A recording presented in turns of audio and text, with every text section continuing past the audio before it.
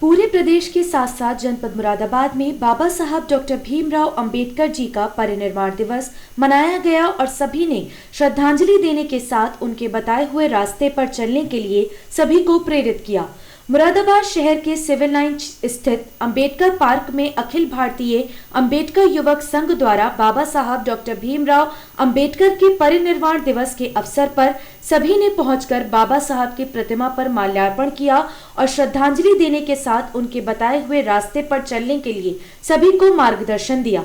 कार्यक्रम में मौजूद सभी ने ये कहा कि बाबा साहब डॉक्टर भीमराव अंबेडकर ने देश को एक नई रोशनी देने का काम किया और हमेशा सभी वर्ग के लोगों को एक हक दिया। इस अवसर पर अखिल भारतीय अंबेडकर युवक संघ के पदाधिकारी भारी संख्या में मौजूद रहे। आज बाबा साहब का 65वां परिनिर्वाण दिवस है और इसी उपलक्ष्य में यहाँ पर जो है अखिल भारतीय अंबेडकर संघ एवं समाज के और बुद्धिजीवी हमारे साथी लोग यहाँ बाबा साहब को मनन करने के लिए, याद करने के लिए इकट्ठा हुए हैं और आज यहाँ पर जो है एक विचार गोष्ठी का आयोजन करके और ये मतलब उस पर चर्चा की गई है कि हमारे देश का संविधान इसका सर्वश्रेष्ठ संविधान है, लेकिन वो अभी हमारे देश में लागू नहीं हो पा रहा है, जिस वजह से हमारे देश के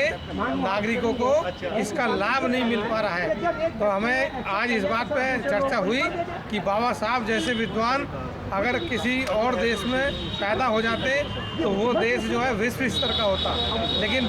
बाबा साहब भारत में पैदा हुए, लेकिन बाबा साहब की बात भारत के लोग नहीं मान रहे, उनके बनाए हुए संविधान को लागू नहीं होने दे रहे। और नहीं तो 4 चीज़ें, बिजली, पानी, शिक्षा और स्वास्थ्य, ये हमारा संविधान कहता है कि चाहे राज्य सरकार हो या केंद्र की सरकार हो, ये चारों चीज़ें गरीबों को निःशुल्क दी जाएंगी, लेकिन इस पर कोई अमल नहीं करता। हमारे देश की शिक्षा बाबा साहब के अनुसार बहुत सस्ती और बहुत अच्छी होनी चाहिए।